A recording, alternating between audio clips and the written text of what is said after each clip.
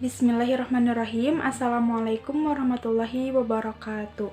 Pada kesempatan kali ini, kami dari kelompok 12 akan membuat sebuah video mengenai tahapan-tahapan dalam perencanaan tenaga kerja.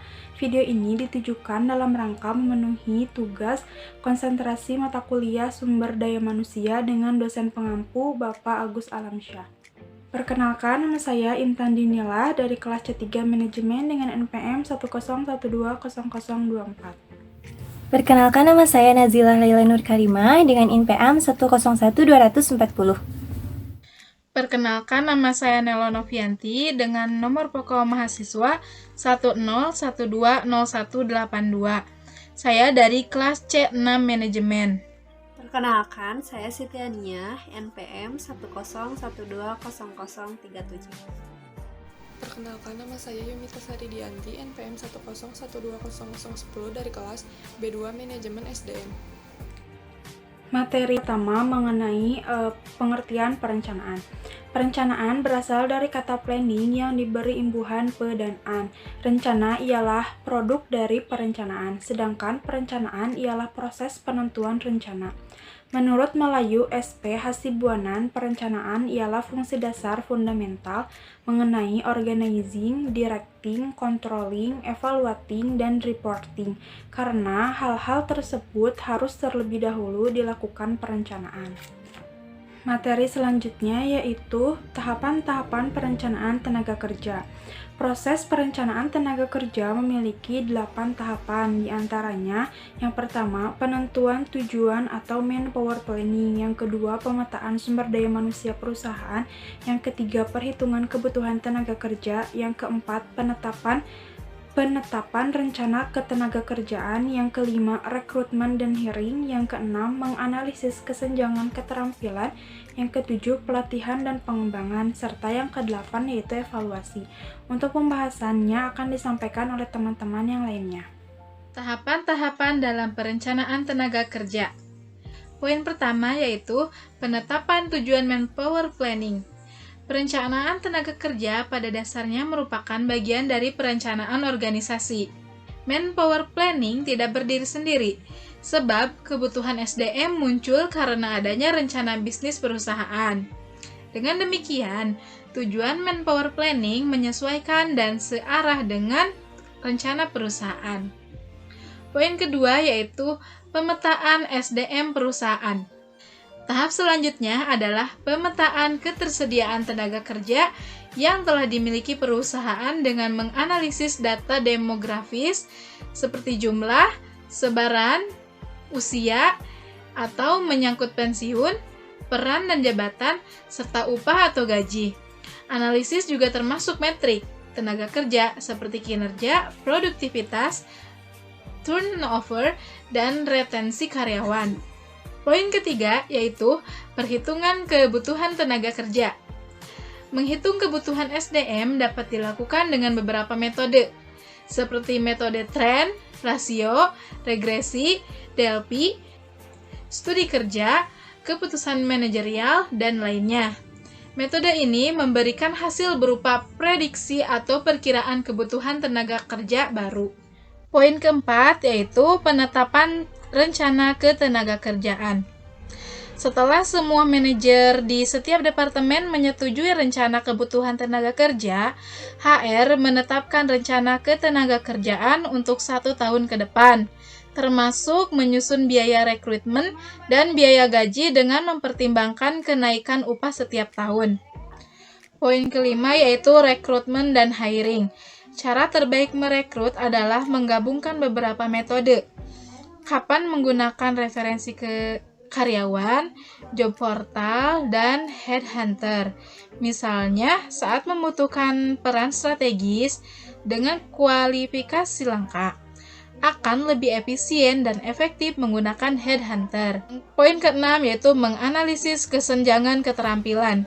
Setelah kebutuhan tenaga kerja terpenuhi, HR melakukan monitoring sejauh mana keterampilan yang dikuasai setiap karyawan membantu mereka dalam menjalankan peran. HR mengidentifikasi kesenjangan keterampilan antara karyawan yang menonjol dengan karyawan yang kurang terampil, kemudian memberikan pelatihan. Poin ketujuh yaitu pelatihan dan pengembangan. Cara terbaik merekrut adalah menggabungkan beberapa metode. Kapan harus menggunakan referensi karyawan, job portal, dan headhunter. Misalnya, saat membutuhkan peran strategis dengan kualifikasi langka, akan lebih efisien dan efektif menggunakan headhunter.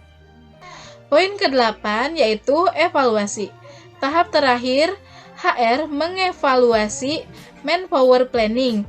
Apa saja yang berjalan sesuai rencana dan apa yang tidak.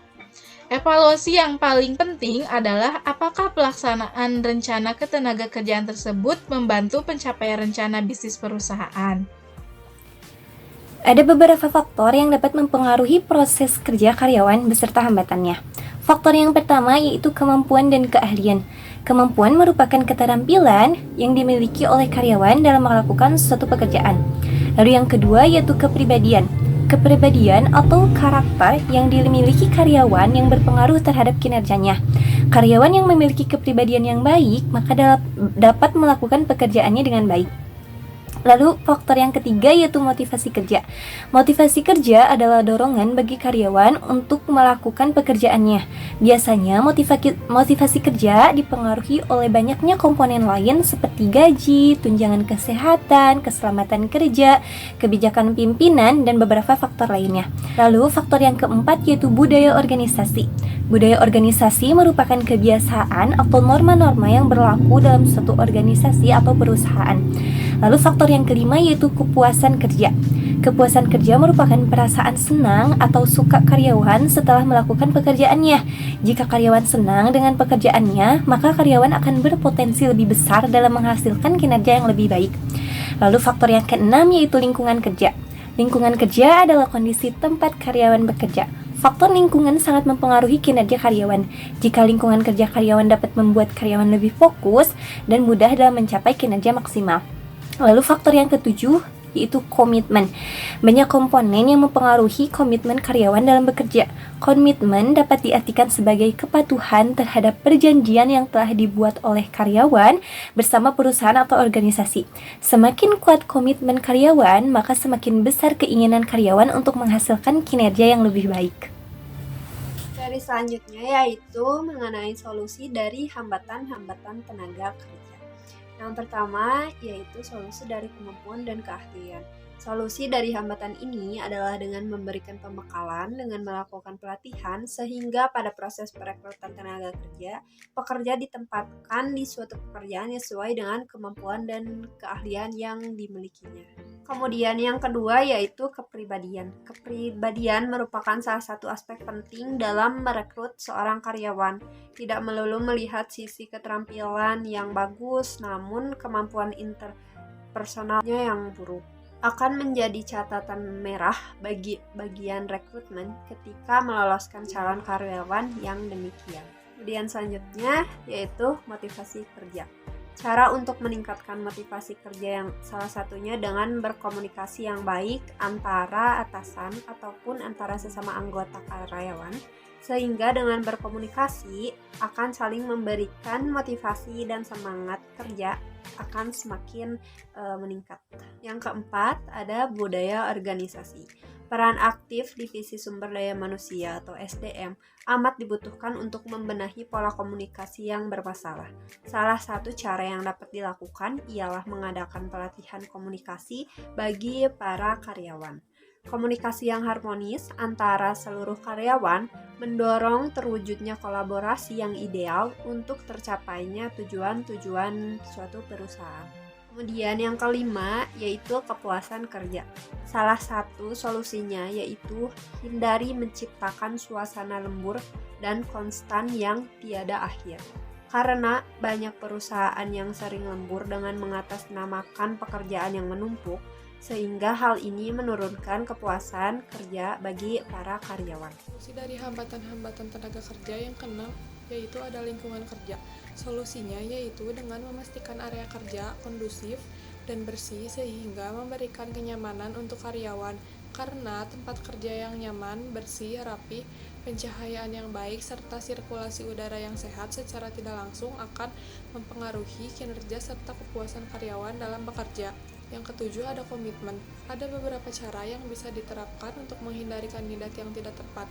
Tetapi, kini banyak perusahaan yang melihat karakter pelamar kerja, apakah cocok dengan tim dan perusahaan. Mengenai kemampuan bisa dipelajari dan mentoring dan pelatihan saat sudah jadi karyawan tetap nantinya, sehingga nantinya akan menghasilkan komitmen yang baik.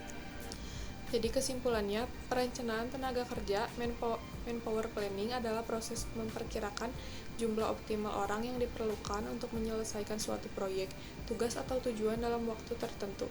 Tahapan-tahapan tenaga kerja mencakup seperti jumlah personil, berbagai jenis keterampilan, jangka waktu, dan lain-lain. Ini memiliki proses yang berkesinambungan untuk memastikan bahwa bisnis sumber daya yang dioptimalkan dengan mempertimbangkan proyek mendatang. Hal ini tentunya sangat membantu perusahaan untuk mempersiapkan karyawan dengan keterampilan sesuai dengan yang diharapkan perusahaan. Nah, mungkin itu saja yang dapat kami sampaikan dan kami jelaskan. Semoga pembahasan dan penjelasan yang telah kami bawakan ini bisa memberikan manfaat bagi kelompok kami khususnya dan bagi teman-teman umumnya.